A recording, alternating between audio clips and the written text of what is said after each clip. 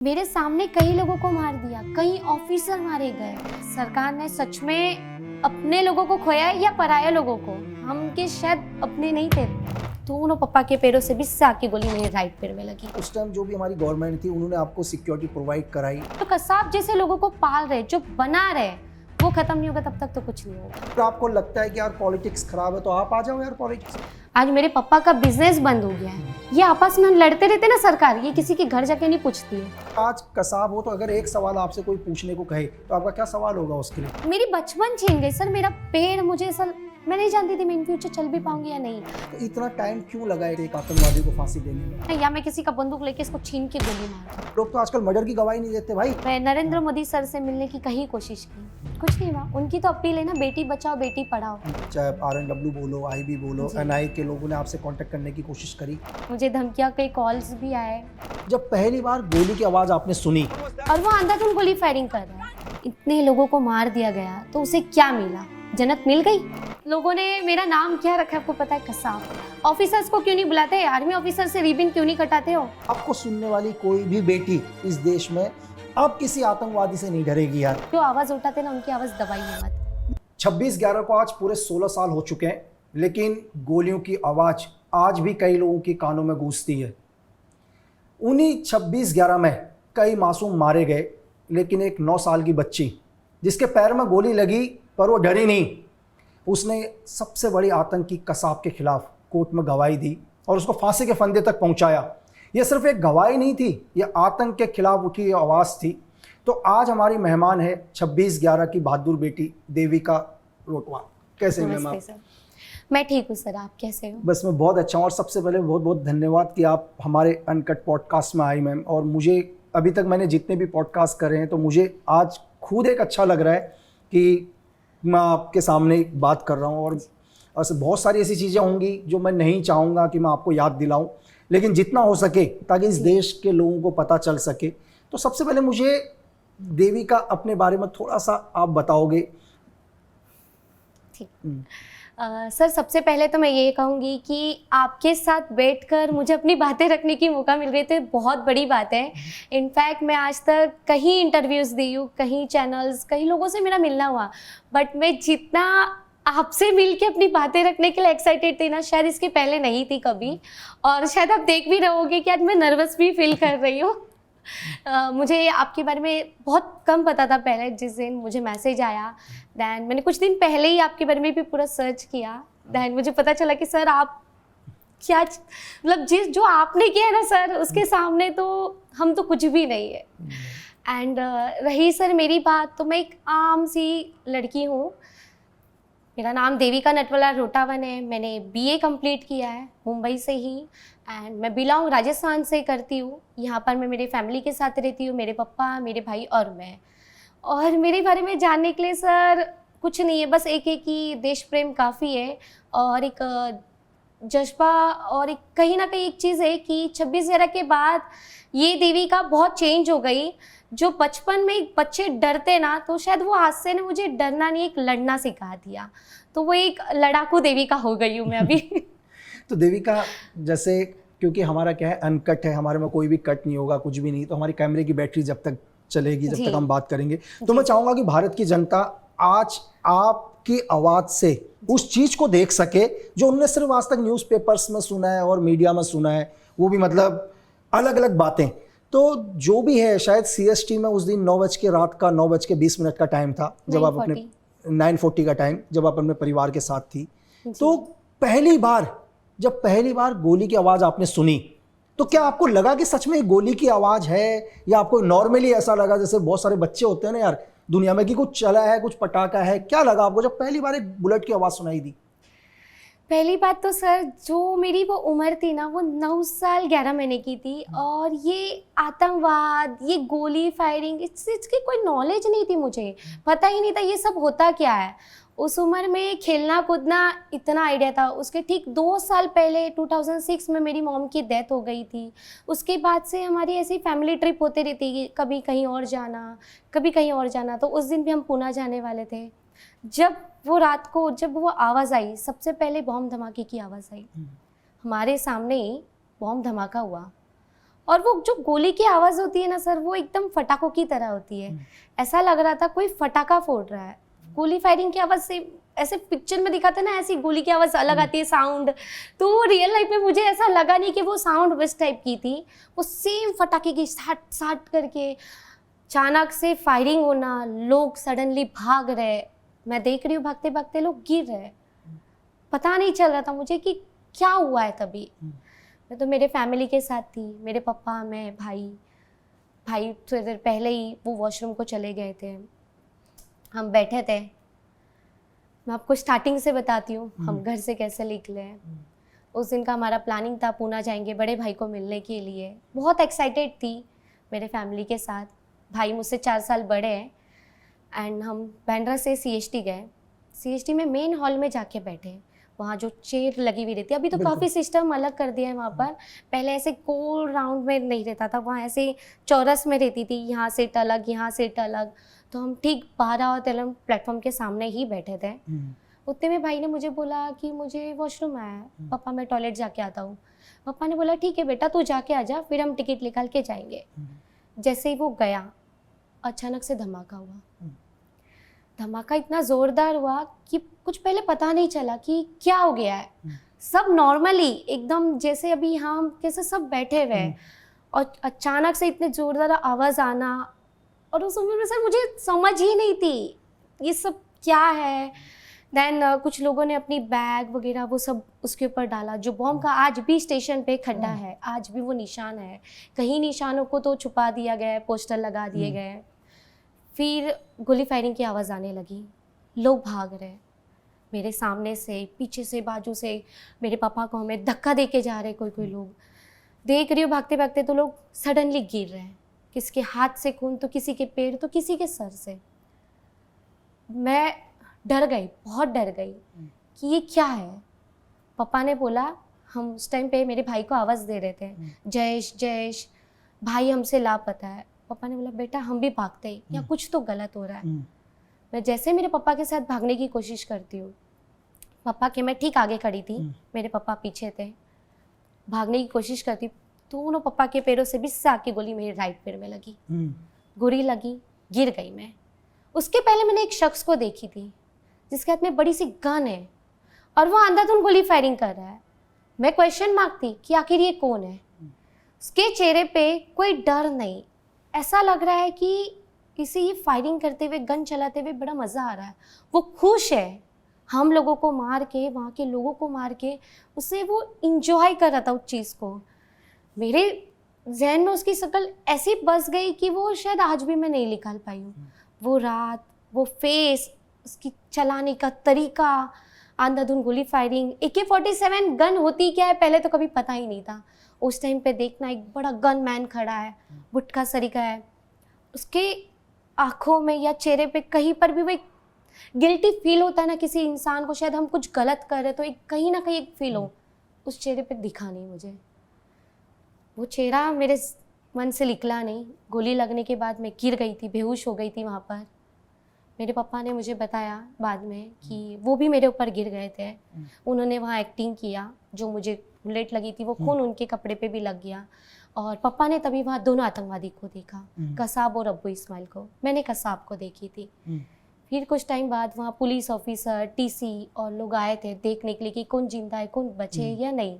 तो पापा ने हाथ ऊपर किया कि मैं हूँ, मेरी बेटी को गोली लगा है। वहाँ से मुझे सेंट जॉर्ज हॉस्पिटल लेके गए। सेंट जॉर्ज में जब मैं गई तब मुझे होश आया, आंखें खुली तो मेरे सामने काफ़ी लाशें पड़ी थी। कुछ डॉक्टर्स ऐसे ही ऑपरेशन कर रहे, किसी को बेहोश भी नहीं कर पा रहे। जो फॉरेनर थे, बहुत लोग थे, वो चिल्ला रहे। ऑलरेडी जो CST पे मैंने देखा था वो मंजर मेरे दिमाग में ऐसा घूम रहा था, और वहाँ पर भी मैं सहन नहीं कर पा रही थी। और जो बुलेट मेरे पैर में थी वो काफ़ी पेन कर रही थी मुझे। उस टाइम पे कुछ टाइम बाद ही मेरे भाई भी मुझे हॉस्पिटल में ही मिले। वो हमें ढूंढते ढूंढते हॉस्पिटल पहुँचे थे। लाशों पड़ी थी, एक के ऊपर एक लाशों पड़ी है कहीं, और वो चीरा फाड़ा करना, टाका देना, ये सब देख के तो मैं और डर गई। मैंने रोने लग गई, पापा को भी बोली। अब एक पैर से तो मैं कुछ कर भी नहीं सकती थी। पापा ने फिर वहाँ पर नर्स थे, उन्होंने बोला कि नहीं आपको शिफ्ट कर देंगे। फिर देन वहाँ से मुझे सेंट जॉर्ज से जेजे हॉस्पिटल शिफ्ट किया गया। जेजे हॉस्पिटल में मैं करीबन 1.5 महीना एडमिट रही। मेरा पैर का 6 ऑपरेशन किया गया। जब मैं 26 नवंबर को मुझे गोली लगी है, 27 नवंबर को मेरे पैर से गोली निकाली गई। दूसरे दिन इवनिंग में हॉस्पिटल में जब ऑपरेशन थिएटर से मुझे बाहर निकाला गया ओटीटी से, जब मैंने देखा मेरे पैर को, तो मेरे पैर में बड़ी बड़ी रॉड लगी हुई थी और पैर पूरा ऐसा टेढ़ा था। देख के तब मन में ऐसा हुआ कि शायद ही मैं इन फ्यूचर अपने पैरों पे कभी खड़े हो पाऊंगी। कि वो दर्द, वो तकलीफ क्या थी ना, वो सारी मुझे सब कुछ इतनी ऐसी बस गई ना सर। कई टाइम तक तो मैं उस चीज़ से निकलने भी मुझे बहुत मुसीबत हुई। एंड फिर वो शख्स का चेहरा वो तो रोज़ घूमता था मेरे दिमाग में। फिर ऑफिसर्स आए थे, कुछ लोगों ने स्टेटमेंट लेके गए थे। कुछ टाइम बाद, करीबन हम डिस्चार्ज देने के बाद 1.5 महीने बाद हम हमारे गांव गए, राजस्थान, हमारे कुल देवता मंदिर गए थे। तो कॉल किया गया, मेरे पापा से बात की, बोले आप कोर्ट रूम में आके गवाही देने तैयार हो? मेरे पापा ने कहा हम तैयार हैं। फिर 10 जून 2009 को मैं और मेरे पापा कोर्ट रूम पहुँचे थे और कसाब को आइडेंटिफाई किए थे। तो देविका, जब एक्चुअली ये इंसिडेंट हुआ पूरा सीएसजी में, बहुत देर तक गोलियां चली, शायद कितनी देर तक कंटिन्यू फायरिंग कितनी देर तक चलता रहा वहाँ पर? सर ये तो मुझे आइडिया नहीं है, क्योंकि गोली लगने के बाद तो मैं बेहोश हो गई थी। तो लेकिन थोड़ा सा टाइम 10-15 मिनट आपने वहाँ देखा होगा, क्या कोई सिक्योरिटी फोर्सेस नहीं थी? क्योंकि देखो जो भी सीएसटी था उस टाइम, शायद आई थिंक मुंबई पुलिस के अंडर में होगा। अगर पैरामिलिट्री फोर्सेस नहीं होगी वहाँ पर, सीआईएसएफ वगैरह नहीं होगी, तो कोई ना कोई तो पुलिस फोर्स होगी। क्या पुलिस फोर्स ने काउंटर करने की कोशिश करी? क्या उन टेररिस्ट के ऊपर फायर करने की कोशिश करी? क्योंकि कुछ ना कुछ तो होंगे सिक्योरिटी फोर्सेस के। कोई ना थे वहाँ पर, जो पुलिस ऑफिसर्स थे, हवलदार थे, काफी लोग थे वहाँ पर। एंड इनफैक्ट सीएसटी में अभी जितनी ये है ना, उतना पहले नहीं था। तो पुलिस काफी थी, बट मैंने ऐसे, मुझे समझ में नहीं आया, क्योंकि मैं जिस साइड में थी ना, वहाँ पूरी पब्लिक थी। क्योंकि 2 लोग वहाँ पर कंटिन्यू फायरिंग कर रहे थे और वो दोनों फायरिंग करके चले भी गए थे वहाँ पर। शायद मरीन के पास उनका एनकाउंटर किया, एक वहीं मारा गया था, बिल्कुल नजदीकी। तो लेकिन क्या उस बीच में कोई काउंटर फायर का मतलब, क्या किसी ने जवाबी कार्रवाई करने की कोशिश नहीं करी? सर की गई थी, बट मैंने किसी को नहीं देखा। मतलब चलो ये सारे इंसिडेंट, क्योंकि जो गोली की आवाज थी ना, चाहे उस बंदूक से निकले या इस बंदूक से निकले, आवाज तो सेम ही थी सर। और मैं जब थी तो मैं लोगों को देख रही थी भागते हुए, गिरते हुए, ब्लड निकलना। और वो शख्स जिसे मैंने देखा, तो मुझे नहीं पता चला कि ऑफिसर कहाँ थे, कहाँ से फायरिंग हो रही थी। कि जब अगर कहीं फायरिंग होती है, कुछ हादसा होता है ना, तो हर कोई इंसान अपने आप को सेव करना पहले ज़्यादा सोचते हैं। तो वो शायद आजू बाजू में इतना नहीं भी ध्यान देता है। और बच्चों का माइंड ऐसा सेट होता है सर, तभी के टाइम पे उनकी नज़र कभी एक जगह नहीं होती है, वो ऐसे पूरे बोलते ना मस्तीखोर टाइप में। तो मैं भी वैसी ही ऐसे मैं इनफैक्ट आज भी वैसी हूँ। मैं कहीं भी जाऊँगी तो मेरी नज़र चारों बाजू घूमेगी। मैं कभी भी एक ही जगह पर देख के ज़्यादातर ना ही मैं रह सकती हूँ, ना ही मैं बात कर पाती हूँ सर। तो ये उस टाइम पे भी इंसिडेंट वैसे ही था कि मैं जब देख रही हूँ तो लोग सडनली यहाँ से वहाँ भाग रहे, और भागते भागते गिरना, खून निकलना। तो शायद मैंने तभी वो ऑफिसर्स को नहीं देख पाई। और ऐसा नहीं कि पुलिस ऑफिसर ने वहाँ जवाब नहीं दिया था, काफ़ी लोगों ने किया था।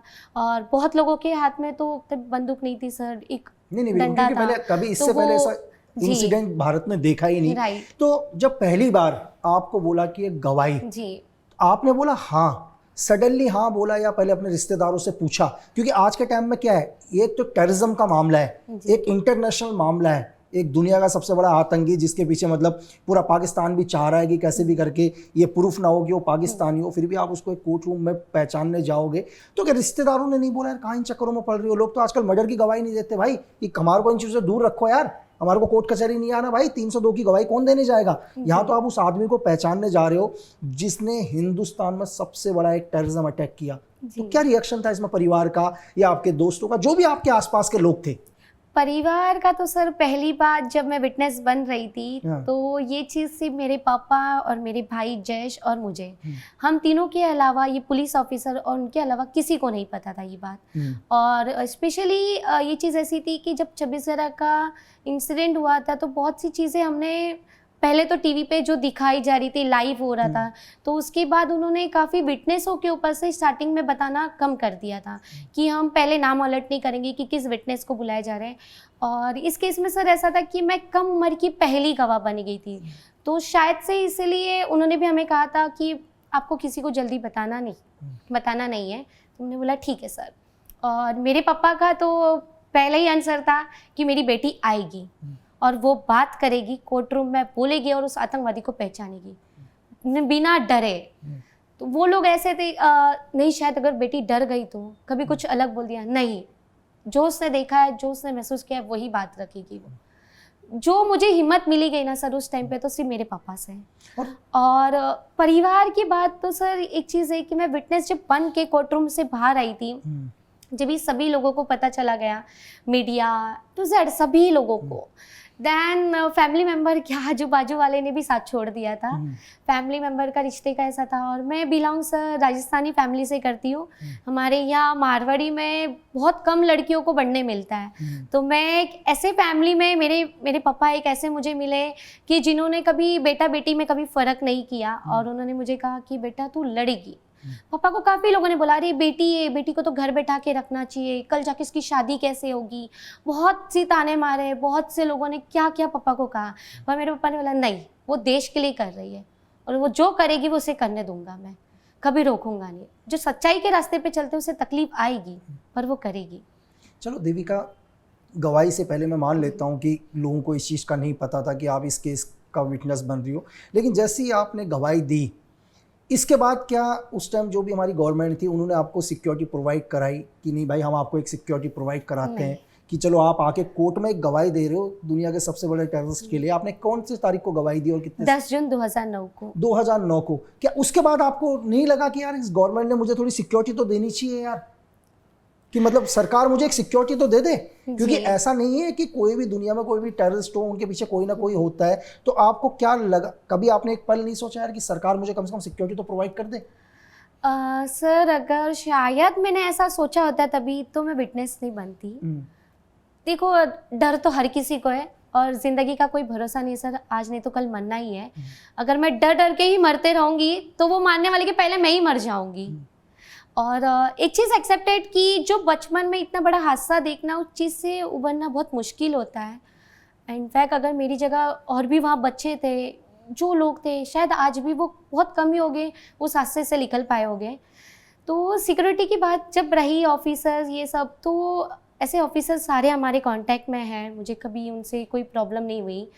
एंड रही बात, तो मैंने कभी मांग नहीं की और ना ही मुझे उनसे कोई मिली गई। मैं बांद्रा में जहाँ रहती थी वहाँ नियर बाय मेरे बाजू में ही पुलिस चौकी थी, तो शायद इसलिए वो सोचते थे कि ये सेफ भी है तो कुछ होगा नहीं। हाँ, बट ऐसा नहीं कि मुझे धमकी नहीं आई, मुझे धमकियाँ, कई कॉल्स भी आए, पापा से बात भी हुई थी, कई लोगों ने कॉल किया था कि हम आपको मार देंगे, आके काट डालेंगे। कहीं पाकिस्तान से कॉल आता था, कोई हैदराबाद से कॉल करता था। तो किसी ने बोला कि हम आपको इतना पैसा देते हैं, आप कोर्ट में जाके या बाद में जाके मीडिया में जाके बोल दो कि हमें ज़बरदस्ती बुलाया है। हमने बोला हमने ऐसा कुछ नहीं किया है और ना ही हमारे देश से हमें कोई गद्दारी करनी है। कोई पैसा नहीं चाहिए, कोई कुछ नहीं चाहिए, आपको मार के जाना है मार के जाइए, हम यही बैठे हैं। मेरे पापा तो उनको सीधा बोलते थे मैं बांद्रा में बैठा हूँ, तेरी माँ का दूध पिया तो आके मुझे मार के जा, मैं नहीं हिलने वाला यहाँ से। कितना मारेगा, एक ना एक दिन तो मरना ही है ना मुझे, मार के जा। वो नहीं डरे, बोले जो करोगे आप कर लो। आज भी बहुत लोग बोलते हैं कि खतरा आपके हटा नहीं है, शायद हो सकता है, मैं नहीं जानती सर कि इन फ्यूचर मुझे शायद कभी ना कभी खतरा हो सकता है, बट ठीक है ना, जो होने वाला रहेगा उसे कोई रोक नहीं सकता है। वो चीज़ के लिए कल का सोच के मैं आज क्यों अपना ख़राब करूँ। तो उस टाइम पे भी शायद हमने वैसा सोचा नहीं कि मुझे पुलिस ऑफिसर का या किसी का, ऐसे मैं 4 पुलिस ऑफिसर अपने साथ लेके घूमूं तभी, और ऐसा नहीं था शायद सर। तो देविका, इस बीच में कभी आपने हमारे इंटेलिजेंस के लोग, सीक्रेट सर्विस के, चाहे RNW बोलो, IB बोलो, NI के लोगों ने आपसे कांटेक्ट करने की कोशिश करी या कोई क्वेश्चंस करे उन लोगों ने इस इंसिडेंट को लेकर, इस आतंकवादी हमले को लेकर? नहीं, ऐसा कोई भी क्वेश्चन नहीं किया? नहीं, जो भी हुआ वो ऑफिसर्स के थ्रू ही हुआ था और जो कोर्ट रूम में हुआ गया, लोकल मुंबई पुलिस के, हाँ, Mumbai police, crime branch officers and ऐसे तो मैं काफ़ी आर्मी ऑफिसर हैं, इन सब से मिलना हुआ है मेरा। बेसिकली ऐसे घर पर आके मिलना या कहीं चले गई, कुछ शोज़ होते थे तो उसमें तो नॉर्मल बातें हुई है, नॉर्मल क्वेश्चंस हुई है, ऐसे अनदर क्वेश्चंस नहीं। तो सरकार से ये क्वेश्चन नहीं था कि यार मैंने तो 2009 में गवाही दे दी भाई कसाब के लिए, चश्मदीद गवाह किसी भी जी। केस के लिए बहुत इंपॉर्टेंट रखता है, तो इतना टाइम क्यों लगा एक आदमी को फांसी, एक आतंकवादी को फांसी देने में? सर क्वेश्चन लगा तो ऐसा? बहुत था, कई बार था और मैं हर टाइम बोलते आई। इनफैक्ट मेरे घर से मैं अकेले विटनेस नहीं थी, मेरे पापा भी थे और मेरा ऐसा ही था कि कसाब को 3 साल के ऊपर फांसी के लिए क्यों लगी, कसाब को उसी दिन क्यों नहीं मार दिया गया या उसे 1 साल के अंदर फांसी क्यों नहीं दी गई। बट जो चीज़ थी शायद वो समझ मुझे थोड़ी लेट आई। एक तरफ से अगर मैं सरकार या एक ऑफिसर के तरफ से सोचने लगूँ तो कि अगर हमारे देश को कुछ उससे जानकारी निकालनी है तो उसके लिए समय जाता है। सो इसलिए भी शायद कसाब को फांसी देने के लिए समय लगा, पर देर ही सही, बट कसाब को फांसी हुई चीज़ के लिए खुशी थी मुझे। बट अभी भी मेरे मन में एक नाराज़गी तो है कि कसाब को सबके सामने लाके फांसी देनी चाहिए थी। और सर मैं ये मानती हूँ कि कसाब तो एक छोटा मच्छर था, जो मेन आतंकवादी अभी भी पाकिस्तान में बैठे, जो कसाब जैसे लोगों को पाल रहे, जो बना रहे, वो ख़त्म नहीं होगा तब तक तो कुछ नहीं होगा। नहीं, आपकी बात बिल्कुल सही है देविका, जो भी मतलब कसाब जैसे लोगों को यू भेजते हैं, ट्रेंड करते हैं और आतंकवादी हमले करते हैं हर रोज़। आज भी हाफिज़ सईद पाकिस्तान में बैठ के ऑपरेट कर रहा है, चीज़ें कर रहे हैं। तो क्या हमारी सरकार ने, यार एक एविडेंस है, एक गवाही बनी है, कभी गवर्नमेंट ने बोला कि नहीं कि आपको कुछ आप एक देश के एक मतलब आतंकवादी के खिलाफ गवाही दे रहे हो, तो क्या गवर्नमेंट ने कुछ इसके बदले कुछ वादे करे थे हमारी सरकार ने? होता है ना कि सरकार वादे करती है, सरकार तो आज भी बोलती है यार तुम इस देश के हित में काम करो, भारत सरकार तुम्हारी ये मदद करेगी, तो क्या उसमें सरकार के कुछ वादे? सरकार वादे करके अक्सर भूल जाती है। नहीं मैम, अभी देखो हो सकता है कि उस टाइम की गवर्नमेंट ने नहीं किया हो, 2009 में जो भी गवर्नमेंट थी, अगर आज आपकी बात गवर्नमेंट तक पहुंचेगी तो मैं यकीन दिलाता हूँ गवर्नमेंट आपकी ज़रूर मदद करेगी। हमें कई बार लगता है कि गवर्नमेंट हमारी मदद नहीं कर रही है, हो सकता है कि उस माध्यम तक वहाँ तक बात नहीं पहुँचती है कई बार। राइट जी। तो गवर्नमेंट ने उस टाइम आपसे कोई वादे करे होंगे और मैं आपको ये भरोसा दिलाता हूँ कि अगर आपसे गवर्नमेंट ने वादे करे तो ये प्रेजेंट सरकार आपकी मदद जरूर करेगी मैम। सर रही बात एक मदद की, तो मुझे मिली गई मदद, ऐसा नहीं कहूँगी कि मुझे मदद नहीं मिली, बट कोई भी मदद या मुझे कोई भी चीज़ मिली गई है ना सर, तो ऐसे सजा आकर नहीं मिली है। स्पेशली सामने से आके मुझे किसी ने नहीं दिया है। हर चीज़ के लिए आज तक देविका ने 26/11 के बाद जो गोली मुझे लगी, उस दिन से लेके आज तक की मैं लड़ाई लड़ रही हूँ। मेरी फैमिली आज भी लड़ते आई है और शायद आगे भी लड़ते रहेंगे। हम कभी इस चीज़ के लिए तो हटेंगे नहीं। सरकार से मुझे वादे तो बहुत आए, कुछ तो चैनल में बैठ के लोगों ने किए, तो कुछ कैमरे के पीछे किए हैं, कहीं तो ऐसे जगह पर मिल के किए हैं। जैसे कहा गया था मुझे पहले कि आपके पढ़ाई लिखाई का खर्चा हम करेंगे, आगे आपको जो भी तकलीफ होगी, कुछ भी प्रॉब्लम्स हो, हम आपके साथ रहेंगे, आपको घर दिया जाएगा। मुझे सरकार से कोई पहले घर नहीं मिला गया, उस चीज़ के लिए मुझे लंबी लड़ाई लड़नी पड़ी। शायद अगर आपने मेरे बारे में देखा होगा थोड़ी देर पहले ही गूगल पे भी अभी इस चीज़ का आ चुका है। मैंने कोर्ट में पिटीशन फाइल किया था, गवर्नमेंट के ऊपर मैंने केस किया था, तो वो करीबन 4 साल केस चला, उसके बाद मुझे सरकार से घर मिली गई, पर वो भी इसी तरीके से नहीं। और जो सर मैं नेता होगा तो क्या ही बोलूँ, जाने दीजिए। कुछ होते हैं हेल्प करते हैं और कुछ लोग होते हैं नहीं करते हैं, तो ये चीज़ भी हुई है। मैं छोटे से लेके बड़े तक लोगों को सबको मिल चुकी हूँ, बट बहुत लोगों ने सिर्फ बड़ी बड़ी बातें की है। जो कम उम्र में सर मैंने देख लिया है ना लोगों का दोगला चेहरा, कि सामने क्या और पीछे क्या है, ये बहुत अच्छी तरह मुझे पता चल चुका है।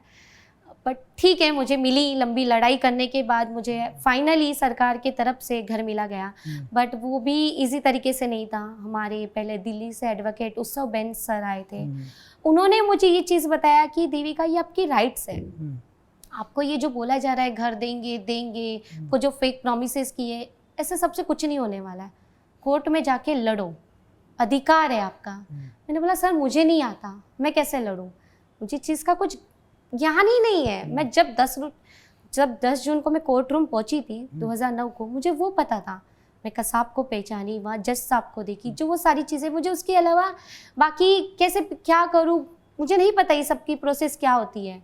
मैंने बोला बेटा आप टेंशन मत लो, मैं आपके साथ हूँ। उन्होंने भाई ने जब कोर्ट में पिटिशन फाइल किया, कई बार मेरा केस रिजेक्ट हुआ, कई बार तो वो शायद पेपर को पता नहीं, लोगों ने सुनने में ऐसा आया कि फाड़ के डस्टबिन में भी फेंक दिया हो, शायद ये चीज़ें भी हुई। देन कुछ टाइम बाद फिर मेरी एडवोकेट चेंज हो गए, भाई दिल्ली से मुंबई नहीं आ पाते थे कई बार, तो एडवोकेट मेरी कुनिका लाल बने, मिस कुनिका लाल मैम, उन्होंने लड़ा एंड वो शायद 2022 में मुझे मिले।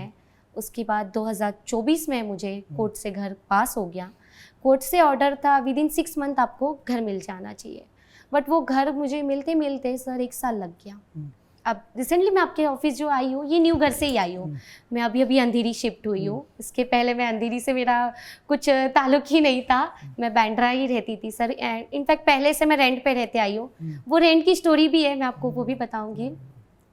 घर मिलने के लिए वो 1 साल इसलिए लगा गया, जो पहले उन्होंने रूम दिया था हमें विले पार्ले में, उसका काफ़ी इश्यूज था वहाँ, बिल्डर डेवलपर का एंड एंट्रेंस का इशू था, तो वो प्रोसेस भी काफ़ी लंबा लग गया। जब मैंने मैम के पास गई तो मैम ने फिर से SPPL में बात किया गया, तो उन्होंने बोला कि ठीक है देविका, भी आपको चेंज करके देंगे, तो फाइनली अब मुझे घर मिल गया है। अच्छा देविका जी, एक चीज़ और, जब आपने कोर्ट रूम में कसाब को देखा जी, इंसिडेंट का वो हमला, जब आपको कोर्ट रूम में, दोनों कसाब में आपको क्या फ़र्क नज़र आया? फ़र्क ये नज़र था, उस टाइम कसाब को मैंने बंदूक के साथ देखा था, इस टाइम बिना बंदूक के देखी। और उसके कोई चेहरे में कोई गिल्ट, कोई डर सरकार को लेके, कोई पछतावा? मैं वेपन्स तो नहीं होगा, लेकिन उस कसाब में और उस कसाब में कितना फ़र्क था? सर मेरे नज़रिया से अगर मैं कहने जाऊंगी तो मुझे कोई फ़र्क नहीं लगा। मतलब ऐसा नहीं कि यार मैंने इतने मासूमों को मारा, इतना गिल्ट, उस चीज़ का कोई गिल्ट नहीं अगले को? अगर उसे गिल्ट भी हो रहा होगा उसके चेहरे पे, तो मुझे गिल्ट नहीं थी उस चीज़ की। हाँ। मुझे ऐसा था कि सर जब मैंने कसाब को देखी तो उसका फेस पहले सामने था एंड वहाँ 3 शख्स थे। कोर्ट रूम की बात यह है, जब मैं कोर्ट रूम पहुँची थी अपने बैसाखी से चलते हुए, पहले मैं बैसाखी से करीबन 2.5-3 साल बैसाखी से चली हूँ सर। जब मैं कोर्ट रूम पहुँची तो मुझे पहले कसम का मतलब पूछा गया, जज साहब ने पूछा कि बेटा आपको कसम का मतलब पता है? मैंने बोला हाँ सर। सच बोलूँगी तो भगवान मेरा साथ देगा, झूठ बोलूँगी तो भगवान मुझे सजा देंगे। मेरे सामने 3 शख्स बैठाए थे, उसमें से मुझे बोले कि आप पहचान सकते हो? मैंने बोला हाँ सर। जज साहब के साइड में फर्स्ट में बैठा था, वो था आतंकवादी कसाब। मैंने बोला ये, मुझे कंफ्यूज करने की कोशिश किए गए, नहीं आप ये बता रहे हो। मैंने बोला नहीं सर, मैं फर्स्ट वाली को ही बता रही हूँ। नहीं आप ये बता रहे हो। नहीं मैं यही बता रही हूँ सर। तो फिर जज ने कहा कि सही बात है बेटा। नहीं बिल्कुल। और जब मैंने कसाब को देखा तो उसके चेहरे पे पहले वो ऐसे देख रहा था, देन मुंडी नीचे झुकी हुई थी उसकी, बट मुझे कोई गिल्टी फील देख के नहीं लगा कि उसे कोई गिल्टी फील हो रही है। उसे हो रही है नहीं हो रही है सर, मुझे उस टाइम पे उस चीज़ का फ़र्क नहीं था। मेरे मन में तो ये खुनस थी कि बैसाखी फेंक के मार दूँ इसे, या मुझे अभी कोई बंदूक दे देना, या मैं किसी का बंदूक लेके इसको छीन के गोली मार दूँ। ये मेरी बचपन छीन गई सर, मेरा पेड़, मुझे सर मैं नहीं जानती थी मैं इन फ्यूचर चल भी पाऊंगी या नहीं। मेरे सामने कई लोगों को मार दिया, कई ऑफिसर मारे गए। वो 3 दिन तक वो हमला, वो जो बचपन में इम्पैक्ट हो जाता है ना ये चीज़ का, वो इंसान कभी नहीं भूल सकता है। नहीं मेरे भी देविका जी, मेरे भी 2 सीनियर शहीद हुए उसमें। जी सर। एक 51 SAG के मेजर उन्नी किशन सर, जो बिहार रेजिमेंट से बिलोंग करते थे, और 10 पैरा SF के जो भी 51 SAG के हौलदार गजेंद्र बीस जी, तो हमारी NSG से थे, वो मेरे सीनियर हैं। तो वो भी टेररिज्म में शहीद हुए, जिन्होंने अपने प्राणों की आहुति दी। और बहुत सारे, लगभग 170 के आसपास बेगुनाह हिंदुस्तानी मारे गए। और ऐसा नहीं है कि सरकार नहीं कर रही है, हमारी सरकार कर रही है, जितना हो सकता है उतना कर रही है। लेकिन अगर आज कसाब हो, तो अगर एक सवाल आपसे कोई पूछने को कहे तो आपका क्या सवाल होगा उसके लिए? अगर आप एक कसाब से, अगर आपसे मैं पूछूं कि तुम्हें एक सवाल पूछना है, उससे मेरा सवाल यही रहेगा कि उसे क्या मिला हम जैसों को गोली मार के? जिस लोगों की उन्होंने जान ले ली, इतने लोगों को मार दिया गया, तो उसे क्या मिला? जन्नत मिल गई? सबसे पहला मेरा क्वेश्चन उससे यही रहेगा। ये आपका कसाब से। उस टाइम के जो भी हमारे देश के प्रधानमंत्री थे 2008 में, अगर उनसे आपको सवाल पूछने को मौका मिले, आप उनसे क्या क्वेश्चन करोगे? अगर आज आपको ईश्वर बोले कि जिस दिन ये घटना हुई उस दिन देश में कोई ना कोई प्रधानमंत्री तो अपने बैठे होंगे, अपने PMO में बैठे होंगे, आपको उनसे भी एक क्वेश्चन करना हो? उनसे मेरा क्वेश्चन यही रहेगा कि सर, हमारे ऑफिसर, या तभी जो ये हादसा हुआ उस टाइम पे स्टेशन पे जो पुलिस ऑफिसर थे, काफ़ी लोग थे, उन लोगों को वो पावर क्यों नहीं दी गई थी? और ये आतंकवादी इतनी इजीली तरीके से कैसे आ गए? 10 आतंकवादी आ जाना, उसके पहले मुंबई शहर में रेकी करके चले जाना, ये इतनी इजी बात हो गई? आम इंसान ताज होटल जाता है तो उसकी 100 बार चेकिंग होती है। तो आतंकवादी जब आकर जा रहे थे, मैंने ये तक सुना था कि ताज में पहले से हथियार रखी गई थी। तो ये कैसे रखी गई? मिली भगत थी या क्या था? आज जो चले गए वो तो फिर से नहीं आ सकते ना। तो मेरा उनसे क्वेश्चन यही है कि आप तब क्या कर रहे थे? सरकार सोई हुई थी या सच में जगी हुई थी? तभी सरकार ने सच में अपने लोगों को खोया है या पराये लोगों को? हम के शायद अपने नहीं थे, मुझे तो ऐसा ही लगता है सर। तभी काफ़ी टाइम लग गया और हर बार हम हमारे इंडिया वाले पाकिस्तान को प्रूफ करते बैठते हैं कि हाँ 26/11 में तुम्हारा हाथ था। क्यों प्रूफ करें? हो भाई, तुमने ही मारा है, तुम्हारे वहाँ से ही आतंकवादी आते हैं। हम हर बार क्यों तुम्हें प्रूफ करें? अब हम ऐसे मानेंगे कि तुम लोगों को जाके मारेंगे घुस के, कि दोबारा कभी हमारे हिंदुस्तान में आने की कोशिश भी नहीं करें। नहीं, बिल्कुल देविका जी, बहुत अच्छा लगा और मैं समझ सकता हूँ, क्योंकि मैं भी नहीं चाहता कि उन चीज़ों को याद करना, क्योंकि जो चीज़ जितना मतलब हमारे कहावत है जीवन में कि बुरी चीज़ों को जितनी जल्दी हो सके भूलना चाहिए इंसान को हमेशा। तो आज बहुत सारे बच्चे हैं इस देश में जिन्हें शायद पता भी नहीं होगा, बहुतों को तो ये भी नहीं पता होगा 26/11 आज 16 साल हो चुके हैं। लेकिन आज की आने वाली जनरेशन के लिए अगर कोई मैसेज देना चाहो उन बच्चों के लिए, तो क्या मैसेज है? अगर आने वाले यूथ को कोई मैसेज देना चाहती हो आप? सर सबसे पहले तो मैं ये कहूँगी, आपने जो अभी कहा कि बुरी बातों को याद नहीं रखनी चाहिए, मैं जानती हूँ और ये मैं एक्सेप्ट भी करती हूँ। बट ये रात ने, इस बुरी रात ने ना मुझे ऐसी ताकत दी है कि मैं आतंकवाद के खिलाफ लड़ना सीख गई हूँ। और शायद बहुत कम बच्चों ही हो गए अगर ये हादसे से जो मुझे सीखने मिला है ना। कई लोगों ने मुझे कहा कि आप 26/11 के ऊपर से बात क्यों करते हो, आज भी क्यों करते हो? मैंने बोला वो बात कोई भूल नहीं सकता, वो दर्द, वो पैर में आज भी मेरे निशान है, वो रात मैं भूल भी नहीं पाऊंगी। चाहे मुझे कोई कितना भी बोले कि आप भूल जाओ, पर वो कभी नहीं भूल सकते। जिस पे बीतती है ना सर, वही जानता वो दर्द क्या होता है। और कुछ बुरी यादें ना आपकी ताकत बन जाती है, और वो हिम्मत इस तरीके से देती है ना कि शायद हम ऐसे भी अपने नॉर्मल लाइफ में भी हिम्मत नहीं ला पाते। नहीं, बिल्कुल। और बच्चों से तो मैं यही कहूँगी, अभी की जनरेशन से जो यूथ पीढ़ी है, थोड़े मोबाइल से दूर रहिए। जो हम दिन रात इंस्टा है या बेसिकली बहुत जगह पर बिजी हो गए हैं, तो अपने लाइफ में कुछ एक्टिविटी करिए, अपने देश के लिए कुछ करने की कोशिश कीजिए। और कहीं पर भी कुछ भी बुरा देखते हो तो उसके खिलाफ आवाज़ उठाइए, ना ही कि आप डर के बैठ जाओ। एक नियम है सर, अगर आप किसी के लिए नहीं आओगे ना तो आपके लिए कोई नहीं आएगा। हम सबको एकजुट होके रहना है। आज हमारे महाराष्ट्र में क्या चल रहा है आप बहुत अच्छी तरीके से जानते हो। ये तो देखो, ये तो गंदी पॉलिटिक्स है, ये तो राजनीति है। एक आम इंसान को इन चीजों से कोई मतलब नहीं। हम असली मुद्दा भूल चुके हैं ना सर। बेसिकली जो असली मुद्दा होना चाहिए उस मुद्दे पे कोई बात ही नहीं करना पसंद करता है। इतनी लड़कियों का रेप होता है, उस बारे में आके कोई बात ही नहीं करता है।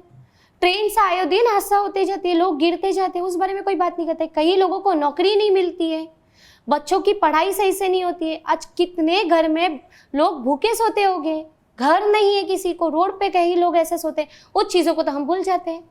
जो चीज़ को नहीं लेके चलना चाहिए उस चीज़ को हम लेके चलते हैं, और इस बात का फ़ायदा आतंकवाद उठाती है। नहीं, बिल्कुल देविका जी। एक्चुअली क्या होता है, बहुत सारे लोग हैं देश के, मैं बताऊंगा, आज बैठे हैं तो होता क्या है, हम लोग बोलते हैं कि यार एक नेता करप्ट नेता, शायद 10 खड़े कर दें तो मुश्किल हो जाएगा कि यार एक सही किसको बोलूं ये चीज़। लेकिन यार उन लोगों से एक छोटा सा सवाल है इस देश में मेरा भाई, कि हम बहुत आसानी से बोल देते हैं कि एक नेता बहुत करप्ट है, लेकिन जब आप वोट देने जाते हो तो उस नेता से क्यों बोलते हो मुझे एक वाइन की बोतल चाहिए या 1000 रुपये चाहिए? यार करप्शन कहाँ से स्टार्ट हो रहा है? आज आप बोलते हो कि मुझे वोट के लिए 1000 रुपये चाहिए और एक वाइन की बोतल चाहिए, तो नेता कहता है रख ले भाई। जब वो नेता कहता है मेरे इलेक्शन में 20 करोड़ खर्च हो रखे हैं, तो बोलता है मैं 200 करोड़ लूंगा। अगर शुरुआत हमें हमसे ही करनी पड़ेगी, अगर हम हमसे शुरुआत करेंगे, हमारे को इस पूरी दुनिया से मतलब नहीं है, लेकिन हम अगर खुद से एक शुरुआत कर लें कि मुझे सही करना है, मैं सही हूँ, बाकी कोई हो या ना हो मुझे उससे कोई फर्क नहीं पड़ता। लेकिन यहाँ उल्टा है, लोग कहते हैं मैं सही होके क्या कर लूँगा यार, दुनिया सही नहीं हो रही है। यही तो बात है ना सर, हम पहले खुद ही सही नहीं है और दूसरों को सही करने जा रहे हैं। बट आप खुद से सही नहीं होगे तो आगे वाले भी देख के बोलेंगे अरे तू तो गलत ही, तो मैं भी गलत कर लूँगा। तो ऐसा नहीं होना चाहिए। करप्ट हम खुद ही बनाते हैं उन लोगों को। जब वो वोट मांगने आते तब उनको क्यों नहीं पूछते हो आप? सवाल तभी करो, तब आवाज़ कोई नहीं उठाएंगे। नहीं, बिल्कुल देविका जी। और देविका जी एक चीज़ और बताइए मुझे आप जी। कि पूरे सिस्टम को देख लिया होगा अच्छे हाँ, से। 26/11 के बाद पूरा प्रशासनिक, पूरे ब्यूरोक्रेट्स, पूरा पुलिस प्रशासन, पूरा पॉलिटिक्स देख लिया होगा इंडिया का। तो कैसा है, कैसा लगा सिस्टम हमारे देश का?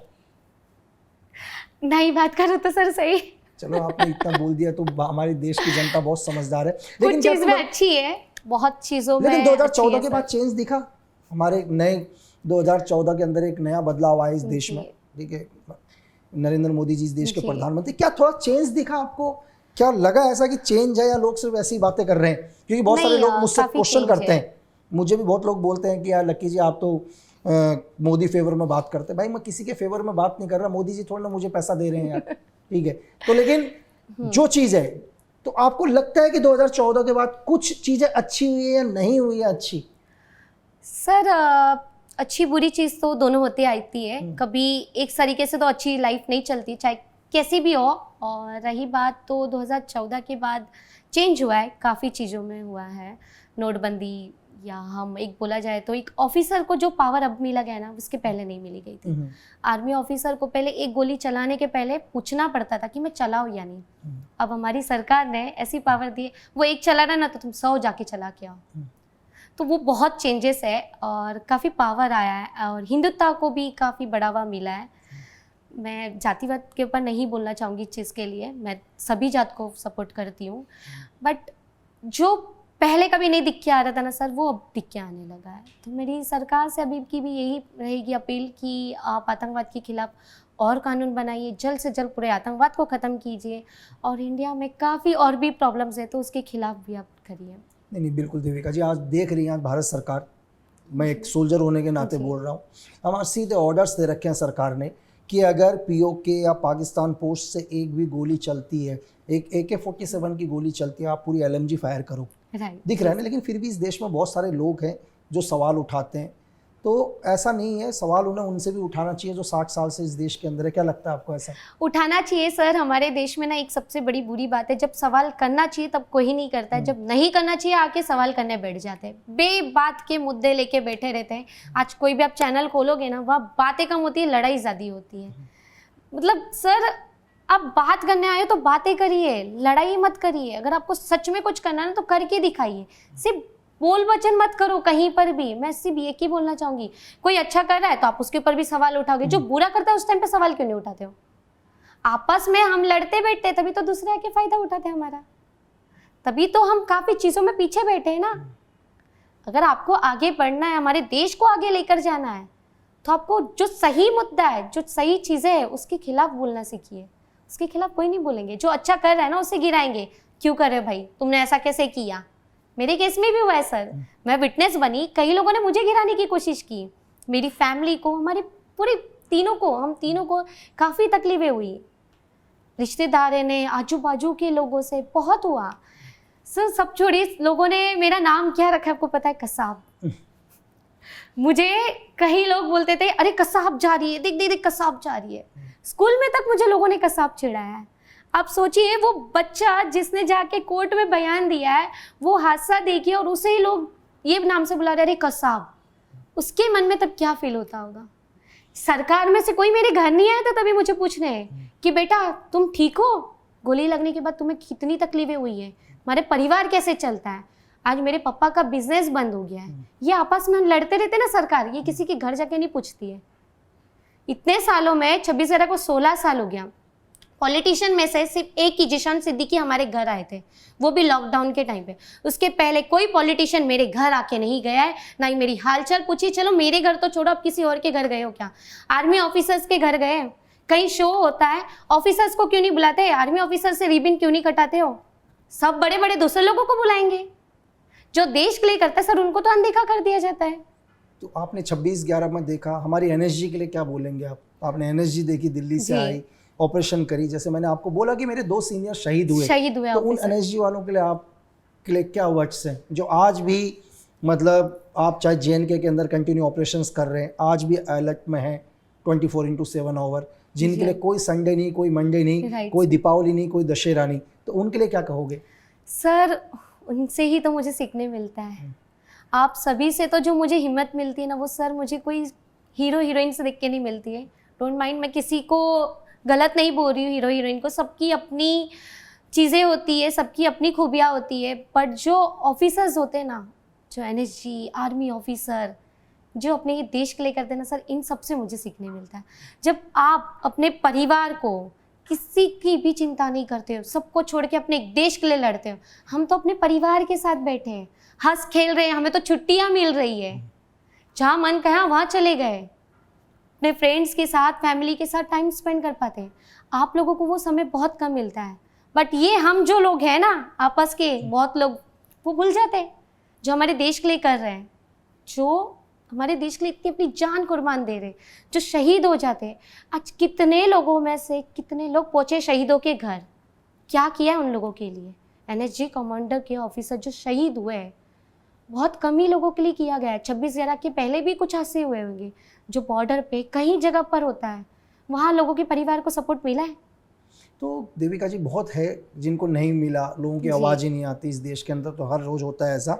लेकिन मैंने आपको क्या बोला कि हमें पहला कदम तो उठाना ही पड़ेगा। जी सर। पहला कदम तो हम उठाएंगे ना। हम हमेशा क्या चाहते हैं, एक बहुत पुरानी कहावत है हमारे यहाँ कि हमारे मोहल्ले में एक भगत सिंह पैदा हो जो हमारे हक के लिए लड़े, लेकिन वो मेरे घर में नहीं होना चाहिए। बोला बेटा तू कुछ मत करना, ठीक है, वो पड़ोसी कर लेगा। तो एक पुरानी कहावत है जो चल रही है, हमें उसको बदलाव करना पड़ेगा, चीज़ें चेंज होनी पड़ेगी। अगर आपको लगता है कि यार पॉलिटिक्स खराब है तो आप आ जाओ यार, पॉलिटिक्स में सही करो ना यार। सही बात है। मुझे भी कहीं ने कहा कि ऐसा नहीं सर, मैं नहीं सोच रही हूँ, मैं खुद सोच रही हूँ। मेरा पहला सपना है IPS ऑफिसर बनना। मेरा ड्रीम था सर कि मैं एक IPS ऑफिसर बनूं और टेररिज्म खत्म करूं, बट मेरी उतनी कैपेबिलिटी नहीं है, मैं नहीं बन पाऊंगी IPS, इतना मैंने खुद में जान लिया है। क्योंकि सर मेरी पढ़ाई उतनी स्ट्रांग नहीं है, मैं IPS का एग्ज़ाम जो UPSC में नहीं फाइट कर सकती। सो मैंने डिसाइड कर लिया है, मैं IPS छोड़ के, मेरा मोटिव है आतंकवाद खत्म करना, देश के लिए कुछ करना, चाहे मैं कोई भी फील्ड से करूँ, वो मैं ज़रूर करूँगी। ज़रूरी नहीं है कि मैं उस पद पे पहुँच के ही कर पाऊँ, मैं कोई और पद पे पहुँच के कर लूँगी। मन की आपकी इच्छा क्या है वो इम्पोर्टेंट है सर मेरे यहाँ पर।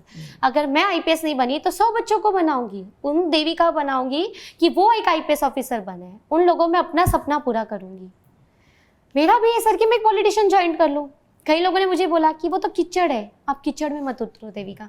मैंने कहा कीचड़ में ही तो कमल खिलती है।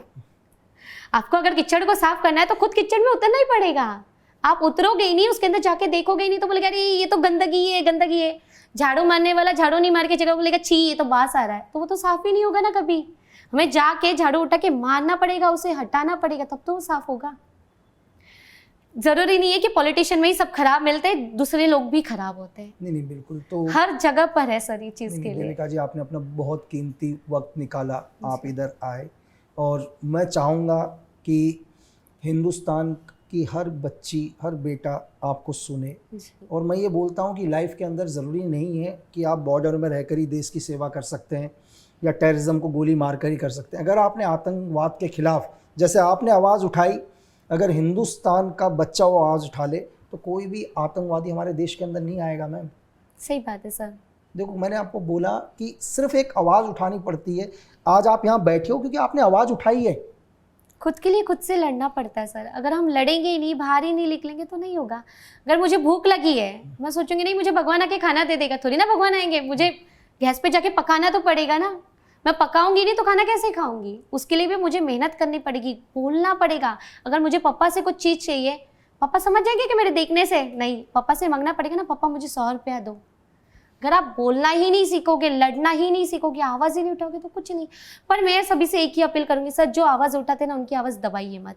नहीं बिल्कुल देविका जी, उन लोगों का साथ दीजिए। नहीं बिल्कुल 100% जनता साथ देगी देविका जी। दुनिया चेंज हो रही है। मैं कह रहा हूँ हमारी देश की जनता बहुत अच्छी है, उन तक सही बात पहुँचनी चाहिए, पहुँचती नहीं है बात। राइट सर, है ना, बात को दबा दिया जाता है, बात एक्चुअल में वहाँ पहुँचती नहीं है। आपको कई बार ऐसा नहीं लगता कि जब भी आपका इंसिडेंट हो आपने लगता होगा यार कि देश में आज देखो जो बड़े बड़े सेलिब्रिटीज़ हैं जी, जो उनको लोग इतना सम्मान देते हैं, लेकिन रियल में हमने फाइट किया देश के लिए, वो मैं समझ सकता हूँ कि वो सम्मान हमें मिलना चाहिए भाई। अगर कोई आदमी, तो कभी इस चीज़ को लगता है सर। और कई बार ऐसा भी आता है कि आज तक मुझे मेरी गवर्नमेंट से, सरकार से मुझे कोई सम्मान नहीं मिला।